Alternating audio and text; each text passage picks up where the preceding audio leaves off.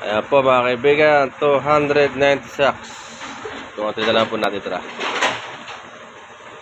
Dahil di nga po pumasok ang ating operator ng forklift, kailangan po nilang gamitan ng jacklift para po may ayos nila. Ayan po ang mga bigas na ating dineliver. Nakakalat. Ayan po ang ating malalakas na kaibigan. Ayan po. Ayan. Laki ng muscle. Masilan. Bali wala yung hirap na ya. Kayang-kaya. Parang mga kalabaw. Lakas.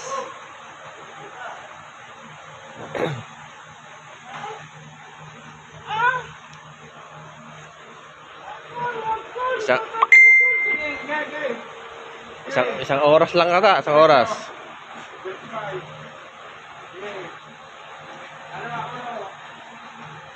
Po, ganyan po kasi sipag ng ating mga kaibigan.